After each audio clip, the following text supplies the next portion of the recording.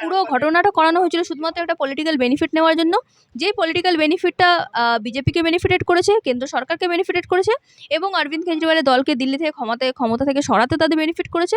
তাহলে এই রকমের পলিটিক্যাল বেনিফিটের জন্য যখন একটা সম্মানীয় মানুষকে এইরকম অসম্মানের শিকার হতে হলো, এইরকম সম্মানীয় মানুষকে যখন এতটা হ্যারাসমেন্টের শিকার হতে হলো, কেন্দ্র সরকারের বিরুদ্ধে ব্যবস্থা নেওয়া দরকার আইনিভাবে। এবং যে সকল ইনভেস্টিগেশন এজেন্সি এই জিনিসগুলো মিথ্যা প্রমাণ দিয়েছিল কোর্টের সামনে বা মিথ্যাভাবে মামলা সাজিয়েছিল, তাদের বিরুদ্ধে যথাযথ আইনত ব্যবস্থা নেওয়া দরকার।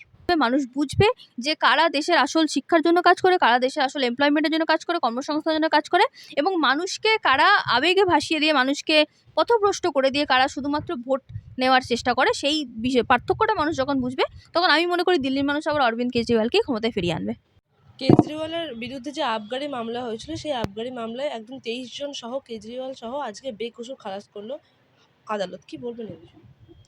দেখুন, আদালত আমরা প্রথম থেকেই জেনে এসেছি, আমাদের সাধারণ মানুষ যে আদালতের উপরে যে আস্থাটা রাখে বা বিচার ব্যবস্থার উপর যে আস্থাটা রাখে, সেই আস্থার উপরে আমরা আদালতকে মনে করি যে আদালত সেই বিচারের জায়গা, যেখানে আদালত বা আইন মানুষের মধ্যে সেই বিচার ব্যবস্থাটা এমনভাবে তৈরি করা হয়েছে যে মানুষের মধ্যে কোনো বিভেদ নেই। আইনের সামনে যেমন প্রত্যেকটা মানুষ সমান, সংবিধান প্রত্যেকটা মানুষকে যেভাবে অধিকার দিয়েছে, সমান অধিকার দিয়েছে, ঠিক সংবিধানকে রক্ষা করার কাজ যেমন বিচার বিভাগের, ঠিক সেইভাবে সংবিধানকে রক্ষা করে আদালতও ঠিক সেইভাবে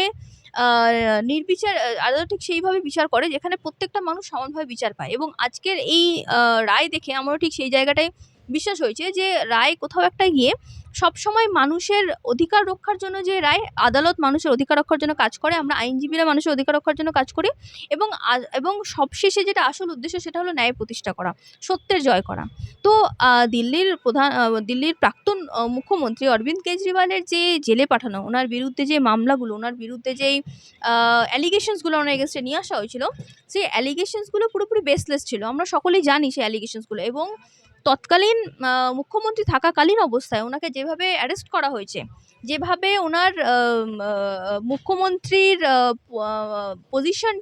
পজিশনটাকে যেভাবে অবমাননা করা হয়েছে, এবং কেন্দ্র সরকার যেভাবে ইচ্ছাকৃতভাবে অরবিন্দ কেজরিওয়ালকে জেলে ঢুকিয়েছে এবং অরবিন্দ কেজরিওয়ালের বিরুদ্ধে মিথ্যা মামলা তৈরি করেছে, মিথ্যা মামলা সাজিয়েছে শুধুমাত্র দিল্লি দখল করার জন্য। কারণ শুধুমাত্র দিল্লি এমন একটা জায়গা যেটা কেন্দ্র সরকারের খুব কাছে থাকা অবস্থাতেও এরা, দিল্লির মানুষরা যথেষ্টভাবে সাংবিধানিকভাবে অবগত হওয়ার কারণে, দিল্লির মানুষরা যথেষ্টভাবে পলিটিক্যালি অ্যাওয়ার থাকার কারণে এবং পলিটিক্যালি কনসিয়াস থাকার কারণে এরা বিজেপির মতো একটা দলকে খুব একটা মান্যতা প্রথম থেকে দেয়নি। এবং যেই কারণে এই দলের এরা প্রথম থেকে টার্গেট করেছে। এবং অরবিন্দ কেজরিওয়ালের যে হিউজ পপুলারিটি ছিল দিল্লি এলাকার মধ্যে, কারণ এরা অরবিন্দ কেজরিওয়াল এমন একজন নেতা যেরকম নেতার দরকার আমাদের দেশে ভীষণ ভীষণ দরকার, যে শিক্ষা নিয়ে কথা বলে, যে এমপ্লয়মেন্ট নিয়ে কথা বলে, যে স্কুল ডেভেলপমেন্ট নিয়ে কথা বলে, স্কুলকে আরও কীভাবে নতুন করে তৈরি করা যেতে পারে। এবং দিল্লির একটা এডুকেশন সিস্টেমকে পুরো চেঞ্জ করে দিয়েছিলেন অরবিন্দ কেজরিওয়াল, আমরা সকলে সেই জিনিসের সাক্ষী আছি। তাহলে এরকম একটা মুখ্যমন্ত্রীকে যখন কেন্দ্র সরকার ইচ্ছে করে ফাঁসায়, কেন্দ্র সরকারের বিরুদ্ধে, যখন কেন্দ্র সরকার আমাদের ভারতবর্ষে বিজেপি সরকার ক্ষমতায় আসার পর থেকে কেন্দ্র সরকারের বিরোধী যে কণ্ঠ, সেই কণ্ঠকে রোধ করার জন্য বারংবার এরকমের প্রচেষ্টা করা হয়েছে। এবং এই আমাদের অরবিন্দ কেজরিওয়াল দিল্লির প্রাক্তন মুখ্যমন্ত্রীও কোনো এর ব্যতিক্রম নন।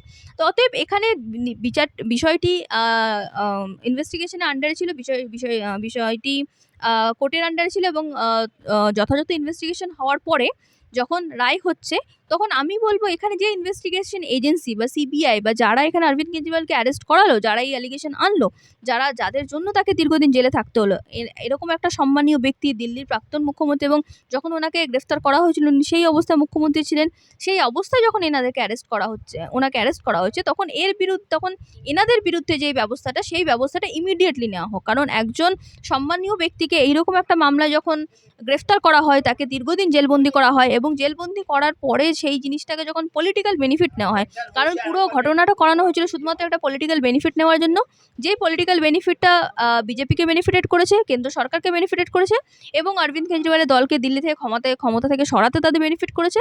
তাহলে এই রকমের পলিটিক্যাল বেনিফিটের জন্য যখন একটা সম্মানীয় মানুষকে এইরকম অসম্মানের শিকার হতে হলো, এইরকম সম্মানীয় মানুষকে যখন এতটা হ্যারাসমেন্টের শিকার হতে হলো, এবং তার যখন মান সম্মান যখন তার মাটিতে মিশে গেল, ধুলোতে মিশে গেল, এবং বারংবার প্রচেষ্টা করা হলো, যদিও ন্যায় সবার সামনে এসছে, সত্য সবার সামনে এসছে, কিন্তু একটা সম্মানীয় ব্যক্তিকে যদি কেন্দ্র সরকার বারংবার এইভাবে করে, তাহলে কেন্দ্র সরকারের বিরুদ্ধে ব্যবস্থা নেওয়া দরকার আইনিভাবে। এবং যে সকল ইনভেস্টিগেশন এজেন্সি এই জিনিসগুলো মিথ্যা প্রমাণ দিয়েছিল কোর্টের সামনে বা মিথ্যাভাবে মামলা সাজিয়েছিল, তাদের বিরুদ্ধে যথাযথ আইনত ব্যবস্থা নেওয়া দরকার।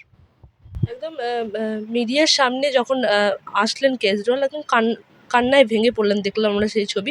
তাহলে কোনোভাবে কি ফাঁসানো হয়েছিল তাকে, মানে ভোটের জন্য ফাঁসিয়েছিল, কীভাবে দেখছেন? দেখুন, খুব স্বাভাবিক, কারণ তিনিও দিনের শেষে একজন মানুষ। হয়তো তিনি মুখ্যমন্ত্রী ছিলেন, কিন্তু দিনের শেষে তিনি মানুষ ছিলেন। যদি কাউকে মিথ্যা মামলা ফাঁসানো হয়, যে কোনো ব্যক্তি এখানে কান্নাকাটি করবে। বিষয়টা এখানে কান্নাকাটি করে না, বিষয়টা এখানে সত্য প্রতিষ্ঠা করা। যেহেতু কোনো যথাযথ প্রমাণ নেই, কারণ যথাযথ প্রমাণ ওনার বিরুদ্ধে ছিল না কোনো দিনও। যথাযথ প্রমাণ ওনাকে শুধুমাত্র একটা রাজনৈতিক চক্রান্তের শিকার তিনি হয়েছিলেন। এবং এর সবথেকে বড় ফলাফলস্বরূপ দিল্লি থেকে ক্ষমতা থেকে ওনাদেরকে সরানো হয়েছে, দিল্লি থেকে উনি ক্ষমতাচ্যুত হয়েছেন।